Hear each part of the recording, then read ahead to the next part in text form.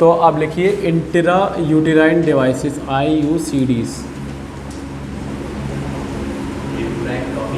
जी IUCDs।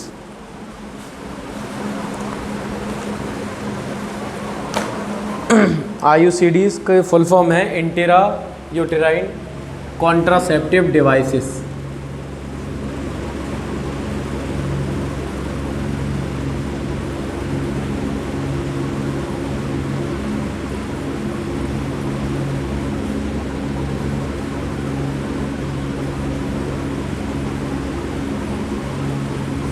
ठीक है, intra uterine contraceptive devices.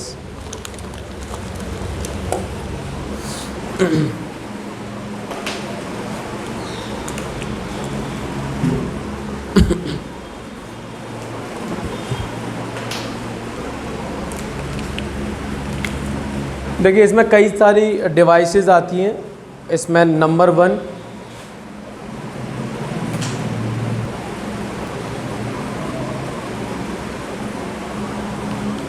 1 लिखेंगे first generation IUCDs।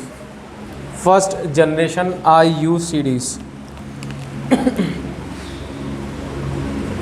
First generation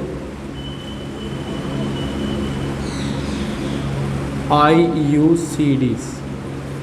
second है second generation IUCDs।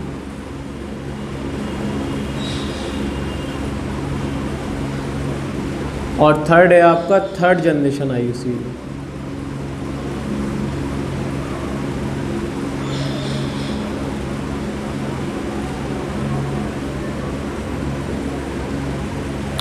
First generation IUCDs, second generation IUCDs, third generation IUCDs।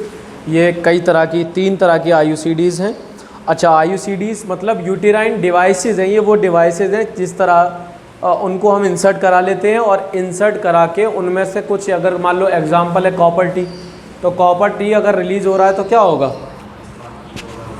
ठीक है, copper से क्या होता है? कॉपर से स्पर्म किल कर जाता है। ठीक है, तो फर्स्ट जनरेशन IUCDs का एग्जाम्पल लिखिए leaps loop. Example first generation IUCDs का बेस्ट एग्जाम्पल है लीप्स लूप।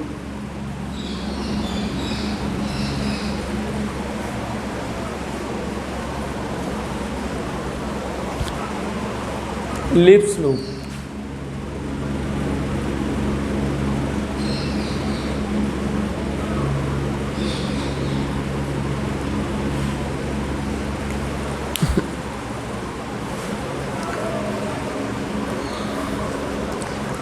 अच्छा, फर्स्ट जनरेशन की IUCDs जो है यानी लीप्स लूप जो है, ये क्या होती है? ये नॉन मेडिकेटेड होती है।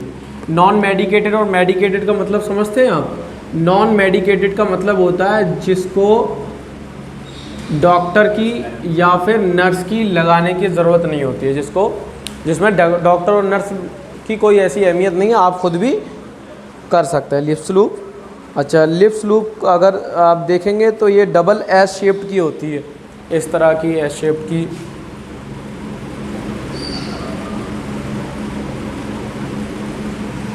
ठीक है,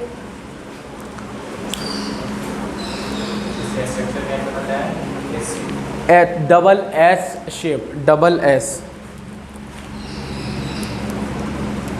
ये है ना, ये इस तरह से।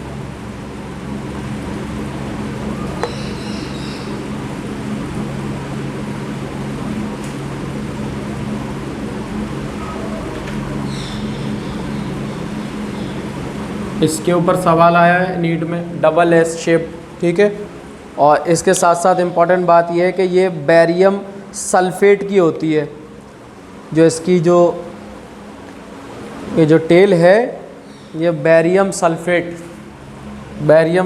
से बनी हुई होती है और ये स्पर्म के लिए हानिकारक होती है, बेरियम सल्फेट। इतना समझ में आया? अच्छा, सेकंड और थर्ड जनरेशन की IUCDs जो है, ये वो IUCDs हैं जो कैसी होती हैं? ये मेडिकेटेड होती हैं। मेडिकेटेड का मतलब जिसको लगाने के लिए डॉक्टर की या नर्स की ज़रूरत होती है।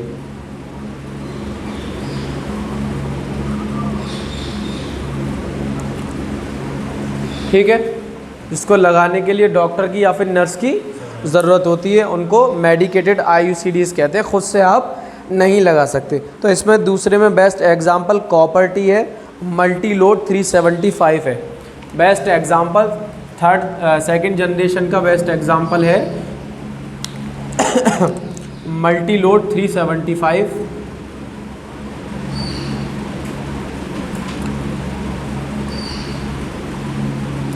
मल्टी लोड 375 और आपका बहुत इम्पॉर्टेंट है जिसके ऊपर सवाल आया है, कॉपर टी। टी की शक्ल में होती है कॉपर टी, कॉपर रिलीजिंग होती है, ठीक है।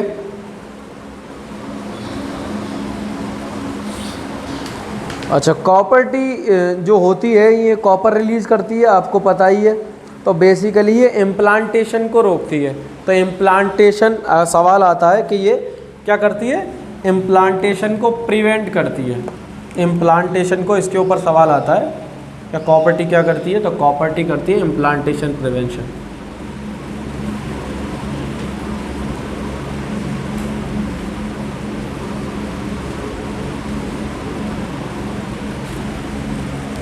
ठीक है, इसके ऊपर भी सवाल आया है।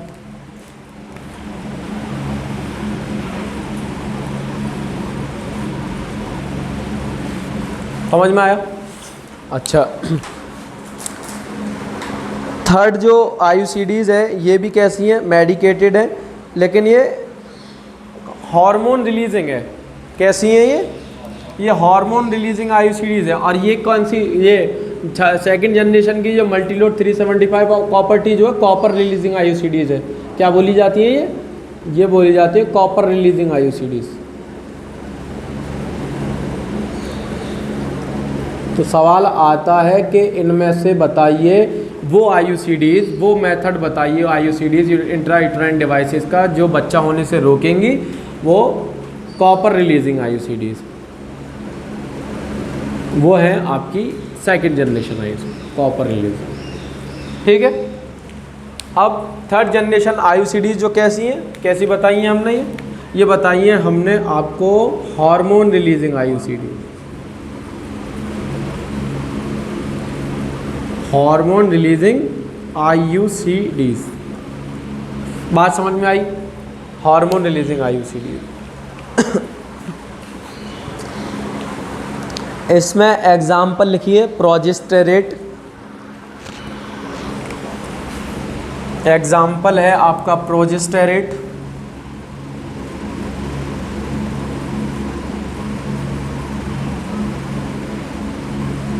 प्रोजेस्टेरेट और आपका LNG-20। ये ऐसी IUCDs हैं जो हार्मोन रिलीज़ करती हैं, प्रोजेस्टेरेट और LNG-20, इनके ऊपर भी सवाल आए।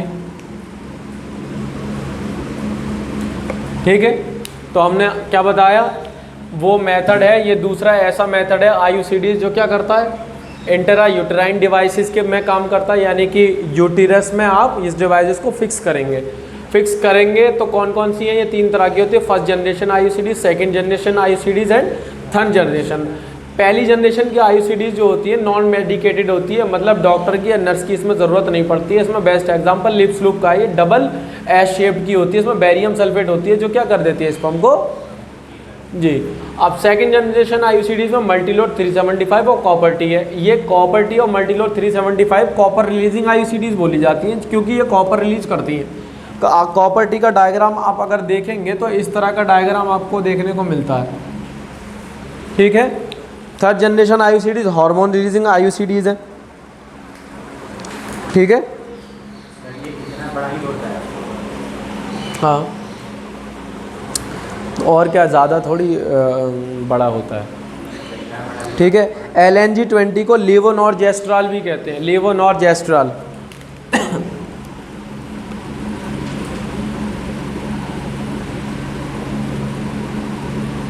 ये समझ में आया?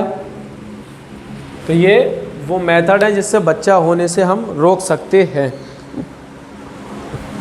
अच्छा, मैकेनिज्म लिखिए, मैकेनिज्म क्या है इसके, IUCDs के किस तरह से काम करती है।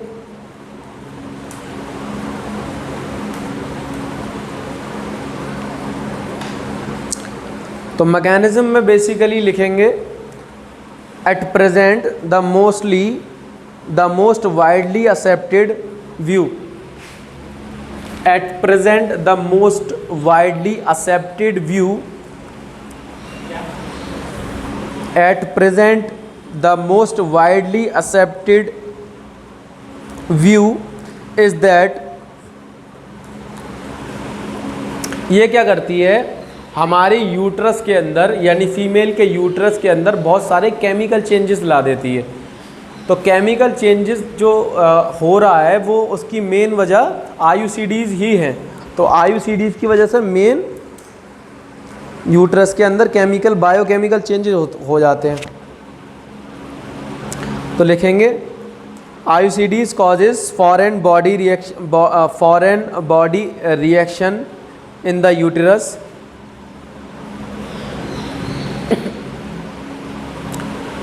IUCDs causes foreign body reaction in the uterus, causing cellular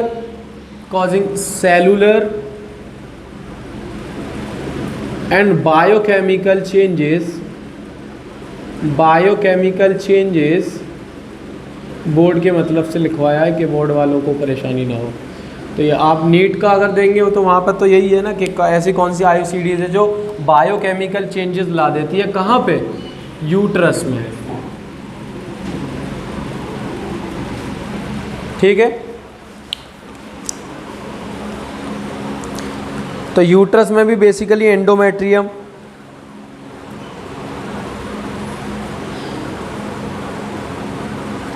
अच्छा इससे क्या होता है कि वायबिलिटी ख़त्म हो जाती है गेमेट की, स्पर्म की। ठीक है, वायबिलिटी का मतलब उसकी लाइफ स्पेन बेसिकली वही है कि अधमरा या मर जाना हो जाता है उसका। इतना समझ में आया?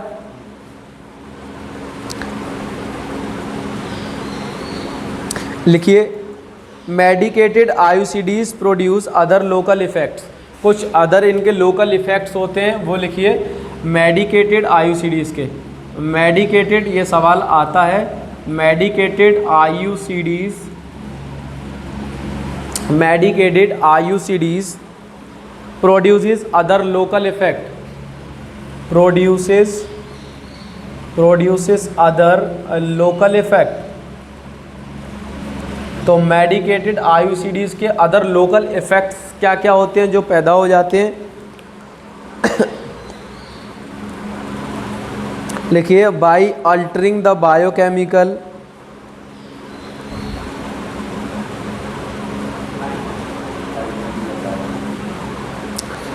बाई अल्टरिंग मतलब चेंज होना, चेंजेस ला देना। By altering the biochemical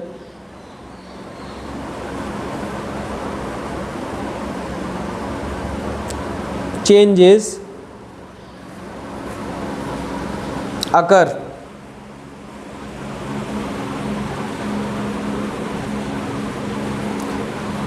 in cervical mucus. तो बायोकेमिकल चेंजेस कहाँ आ जाते हैं? सर्विकल म्यूकस में।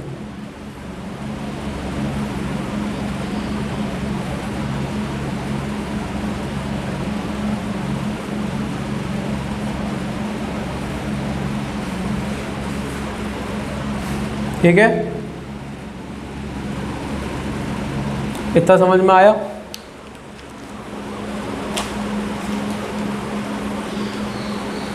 अच्छा, कॉपर रिलीज करेगी, और कॉपर क्या होते हैं? आयंस होते हैं। तो आयंस क्या करते हैं? स्पर्म को मार देते हैं। तो आयंस क्या करेंगे? स्पर्म मोटिलिटी को ख़त्म कर देते हैं। स्पर्म की मोटिलिटी के साथ साथ स्पर्म की कैपेसिटेशन भी ख़त्म हो जाती है, यानी कि वो चेंजेस बायोकेमिकल चेंजेस होते हैं ना, पहले हीट करने से, फर्टिलाइजेशन से पहले स्पर्म के अंदर बहुत सारे बायोकेमिकल चेंजेस होते हैं, उसको बोलते हैं कैपेसिटेशन। तो स्पर्म की मोटिलिटी भी रुक जाएगी, किसकी वजह से? आईयूसीडीज़ की वजह से। आईयूसीडीज़ की वजह से स्पर्म की मोटिलिटी, स्पर्म मोर्टेलिटी और कैपेसिटेशन भी रुक जाएगा। समझ में आया? अच्छा, ये कब कब मना कर दी जाती है? किस किस लेडी को ये मना कर दी जाती कि ये आपको नहीं लेनी है। तो नहीं लेनी को बायोलॉजी में क्या कहते हैं? Contraindication. क्या कहते हैं? Contraindication. तो लिखेंगे contraindication of IUCDs, contraindication of आईयूसीडीज।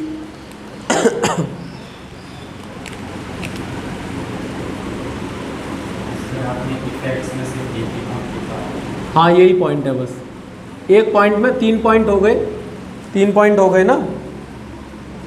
Biochemical changes uterus में होंगे, सर्विक्स में मतलब स्पर्म की मोटिलिटी ख़त्म हो जाएगी, कैपेसिटेशन रुक जाएगा स्पर्म का आईयूसीडीज की वजह से। अच्छा, कॉन्ट्रा इंडिकेशन कब कब ये मना कर दी जाती है वो लिखेंगे।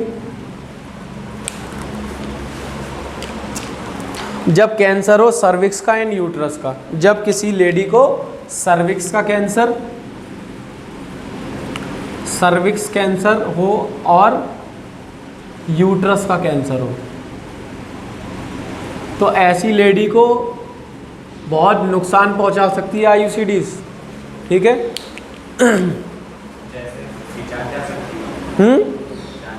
बिल्कुल।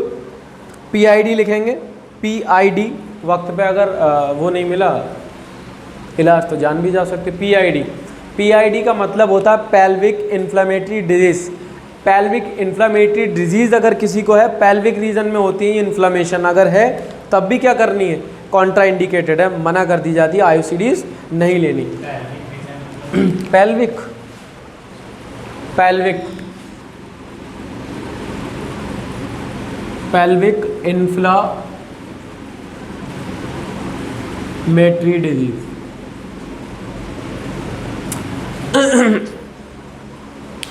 Pelvic inflammatory disease, PID. Undiagnosed vaginal bleeding, यानी कि खाम वेजाइना से ब्लीड हो रहा है जो कि हमें पता नहीं चल रहा है। पता क्या नहीं चल रहा है, क्यों है ये? एक तो ब्लीड होता है जो लास्ट फेज होता है, उसमें एमसी के फेज के अलावा अगर ब्लीड हो रहा है तो उसको बोलते हैं अनडायग्नोस। खाम अगर वेजाइना से ब्लीड हो रहा है तब भी आपको आईयूसीडीज नहीं लेनी है, अनडायग्नोस ब्लीडिंग। समझ में आया? इसके साथ साथ अनीमिया है तब भी, अनीमिया है तब भी आपको ये नहीं लेनी है क्योंकि इसमें ब्लड लॉस होता है, रिलीज होती है। तो अनीमिया, अनीमिया वाले पेशेंट को भी क्या नहीं करनी है? आईयूसीडीज नहीं लेनी है। अच्छा, ऐसी लेडी जिसको पहले कभी एक्टॉपिक प्रेगनेंसी रही हो। एक्टॉपिक प्रेगनेंसी क्या होती है? एक्टॉपिक प्रेगनेंसी हमने बताया था, अगर कोई बच्चा जो पैदा होना है जायगोट बन के ब्लास्टुला मारूला जो भी ब्लास्टोमेयर वाली कंडीशन अगर है और ये यहीं पे अगर चिपक जा रही है, फैलोपियन ट्यूब में ही अगर इम्प्लांट हो जा रही है, तो ऐसी प्रेगनेंसी को एबनॉर्मल प्रेगनेंसी कहते हैं और इसी का नाम है मेडिकल बायोलॉजी में एक्टॉपिक प्रेगनेंसी।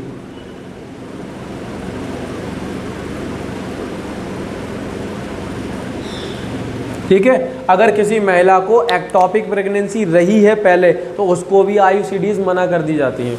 समझ में आया? अच्छा, इंसानी फीमेल के अंदर सबसे ज़्यादा कॉमन जो कैंसर देखा गया है वो कैंसर देखा गया है सर्विक्स का कैंसर। तो सर्विक्स का कैंसर मोस्ट कॉमन कैंसर होता है। मोस्ट कॉमन कैंसर होता है किसके अंदर? ह्यूमन फीमेल के अंदर। तो यहीं पर लिख लेंगे, कोई पॉइंट या ज़्यादा बनाने की ज़रूरत नहीं है। नोट्स का ढम्मा पता चल रहा है कि इतने सारे नोट्स मोटे हो गए, वो तो किताबों में भी लिखा हुआ है। ठीक है। अब लिखेंगे कैंसर सर्विक्स। मैंने आपको बताया था बहुत सारे कैंसर होते हैं जिनके अलग अलग वजूहात हो सकती हैं, वजह हो सकती है, लेकिन एक कैंसर ऐसा है जो कि वायरस की वजह से होता है। उस वायरस का क्या नाम है? एक ही कैंसर ऐसा है जो सर्विक्स कैंसर है, जो होता है एचपीवी। एचपीवी की फुल फॉर्म है ह्यूमन पैपिलोमा वायरस। तो ह्यूमन पैपिलोमा वायरस की वजह से क्या होता है? स्पेलिंग देख लेना, गलत भी हो सकती है, एक आध देख लेना। ह्यूमन पैपिलोमा वायरस, ठीक है। Human papilloma virus, the most common cancer in human female, ठीक है, नहीं, मोस्ट कॉमन जेनाइटल कैंसर है सर्विक्स कैंसर, ठीक है, जेनाइटल का कैंसर, अगर जेनाइटल वाला पार्ट आ गया, वेजिना भी आ गया, सर्विक्स भी आ गई, तो मोस्ट कॉमन जेनाइटल वाला कैंसर है वो, ठीक है, मोस्ट कॉमन जेनाइटल कैंसर। और बात करें ओवरऑल की मोस्ट कॉमन कैंसर की तो ब्रेस्ट कैंसर।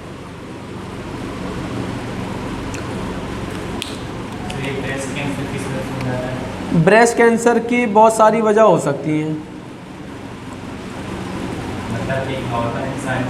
ब्रेस्ट कैंसर की बहुत सारी वजह हो सकती हैं, लेकिन ये भी है कि ऐसा भी हो सकता है कि मान लो किसी लेडी ने दूध नहीं पिलाया, दूध वहाँ जमा हुआ है, सड़ने लगा, या गांठें पड़ जाती हैं, सिस्ट पड़ जाती हैं, वो बढ़ गई, डॉक्टरों को ना बताना, अवेयरनेस ना होना, लड़की छिपाती रहती है, तो उनको छिपाना नहीं चाहिए, ब्रेस्ट कैंसर बता देना चाहिए। कैंसर उनको पता नहीं चलता, सिस्ट पता चल जाती है, छूकर वो दूर से ही दबा के देखने को में महसूस होने लगती हैं। तो ब्रेस्ट कैंसर फिर बहुत सारे इसके इलाज होते हैं, सर्जिकल, काट के भी फेंक दिया जाता है, और भी बहुत सारे इलाज हैं, वो आप MBBS में जाके, MD में जाके पढ़ोगे, ऑन्कोलॉजिस्ट अगर बनोगे तो, ठीक है।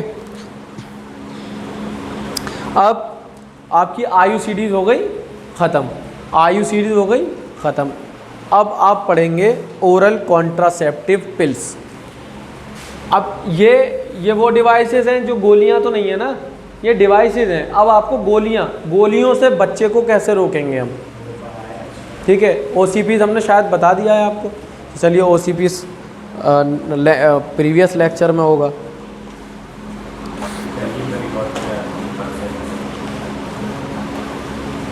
अब लिखेंगे स्टेरिलाइजेशन मेथड। अगला मेथड है बच्चे को रोकने के लिए स्टेरिलाइजेशन मेथड। स्टेरिलाइजेशन मेथड कैसे कहते हैं? Sterilisation method,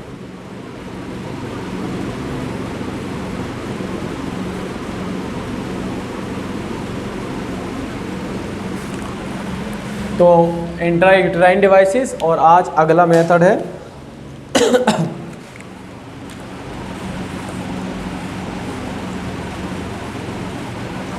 sterilisation method. Sterilisation method को दूसरा नाम होता है इसका सर्जिकल मेथड। क्या बोला जाता है? सर्जिकली, काट पीट के कुछ ऐसा करना जिससे बच्चे को रोका जा सके। सर्जिकल मेथड ऐसा होता है, ये वापस नहीं हो सकता। वापस इसलिए नहीं हो सकता, सर्जिकल मेथड में क्या होता है, ट्यूब्स काट दी जाती हैं, या तो फैलोपियन ट्यूब कटेगी और काट के बांध दी जाती है, या फिर क्या कटेगी, उधर स्पर्म को रोकने के लिए स्पर्मेटोजेनेसिस, तो वहाँ पे क्या होगा, वहाँ पे वासा डिफेंस काटी जाती है, तो वो उसको बोलते हैं वैसेक्टोमी। तो दो तरह की स्टेरिलाइजेशन मेथड है। नंबर 1 लिखेंगे वैसेक्टोमी, नंबर 1 लिखेंगे वैसेक्टोमी,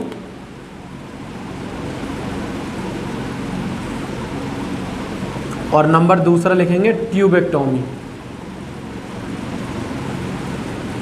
तो वैसेक्टोमी में वासा डिफेंस काटी जाती है जो कि मेल के अंदर होती है, कट करके बांध दी जाती है, और ट्यूबेक्टोमी में फैलोपियन ट्यूब काटी जाती है।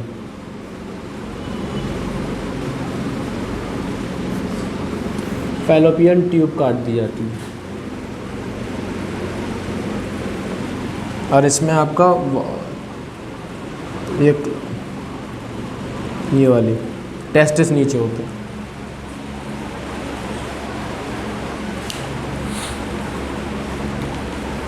तो वैसेक्टोमी में स्टेरिलाइजेशन मेथड में दो तरीके होते हैं। स्टेरिलाइजेशन मेथड को सर्जिकल मेथड भी कहते हैं।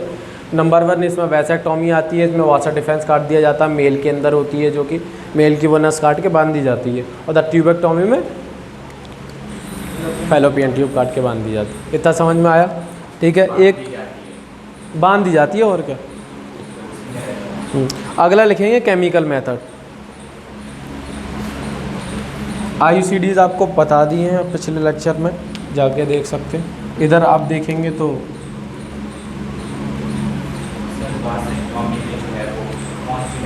वासा डिफेंस, लिखवाया वासा डिफेंस, मेल रिप्रोडक्टिव ऑर्गन में पढ़ाया जाता है। तो वासा डिफेंस आप सर्च कर लें तो वहाँ पर भी आ जाएगा, वासा डिफेंस होती है। एपिडिडाइमस ये पढ़ा है, एपिडिडाइमस से होते हुए रीटेस्टिस से होते हुए एपिडिडाइमस याद है, male accessory duct, male accessory duct में आती है वासा डिफेंस।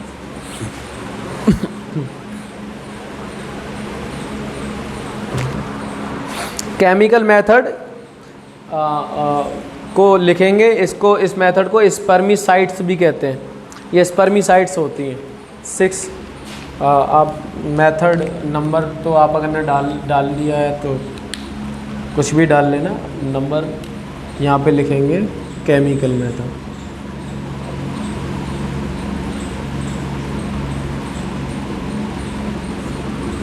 केमिकल मेथड में क्या आता है, केमिकल आते होंगे कुछ, तो इनको स्पर्मिसाइड्स भी कहते हैं। उन केमिकल को क्या बोलते हैं, स्पर्मिसाइड्स, मतलब स्पर्म को मार देने वाला केमिकल।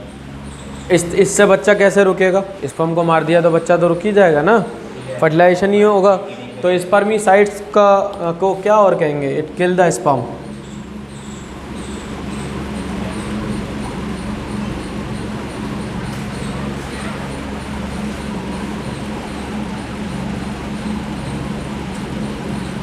समझ में आया, kill the sperm.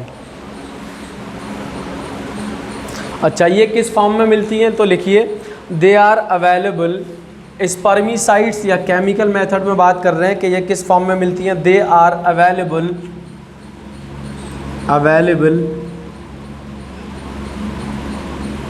Forms jelly, इसकी फॉर्म में मिलते हैं ये केमिकल, फॉर्म्स की और जेली की फॉर्म में, या फिर क्रीम, बहुत सारी क्रीम आती हैं स्पर्मिसाइड्स क्रीम के नाम से।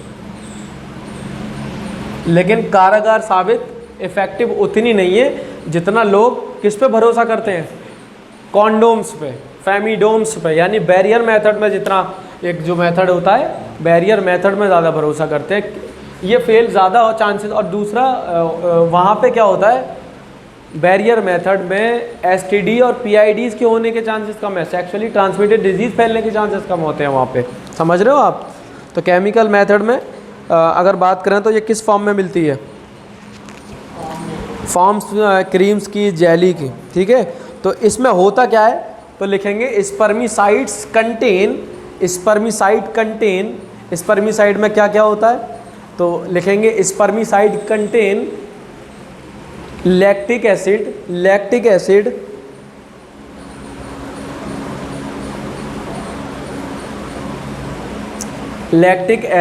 सिट्रिक एसिड, बोरिक एसिड, ये सब होता है इनमें स्पर्मिसाइड में। लैक्टिक एसिड, सिट्रिक एसिड और बोरिक एसिड, ये सब होता है इसमें। Lactic acid, citric acid, boric acid, zinc sulphate, इसके ऊपर भी सवाल आया है, जिंक सल्फेट।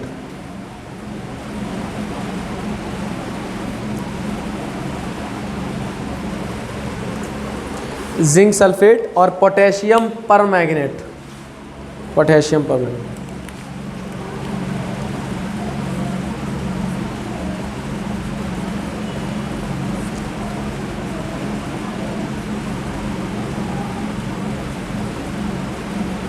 तो सवाल आता है कि केमिकल मेथड बताइए। तो केमिकल मेथड में जो मार्केट में अवेलेबल हैं फॉर्म्स, जेली, क्रीम्स, इनको स्पर्मिसाइड्स भी कहते हैं, जो कि मार देती हैं स्पर्म को। क्यों मार देती हैं, आपको बताया, स्पर्म एसिडिक नेचर में मर जाता है।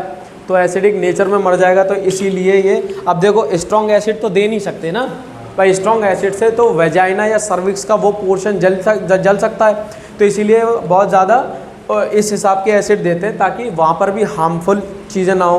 तो lactic acid, citric acid, boric acid या फिर ये जिंक सल्फेट और पोटेशियम परमैंगनेट, ये सब देते हैं, इससे कि स्पर्म किल हो जाता है, मर जाता है। क्रीम और जेली इन सब की फॉर्म में होती है। हाँ, लगाने के आती हैं, क्रीम्स आती हैं, ओरली नहीं, क्रीम्स वगैरह लगाई जाती हैं।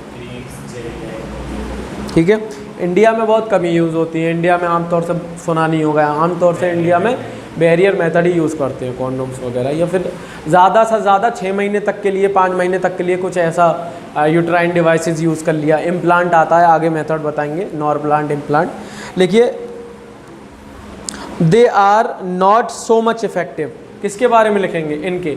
भाई मान लो ये बहुत सारी क्रीम जेली आपने यूज़ तो करा और इनमें से सिर्फ एक स्पर्म बच के निकल गया किसी तरह, क्या होगा? आपका सारा मेथड फेल हो गया ना। एक भी स्पर्म अगर निकल गया वही हिट कर सकता है। तो कहने का मतलब है they are not much more effective.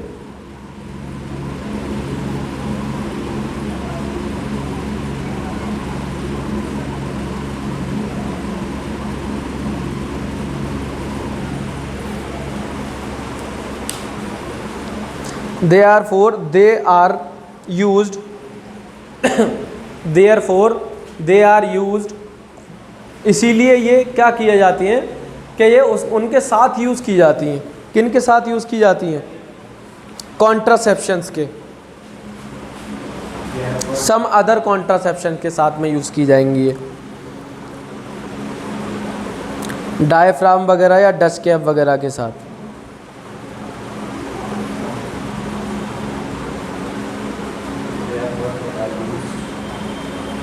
Therefore they are used along with some other, they are used along with some other contraception।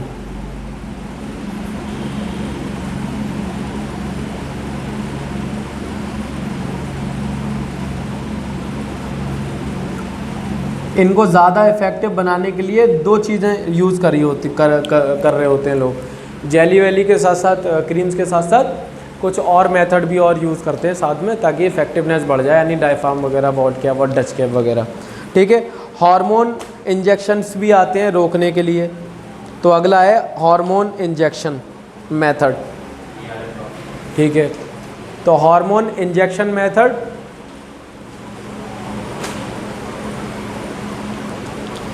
और आपका सबडर्मल और इम्प्लांट अगली क्लास में।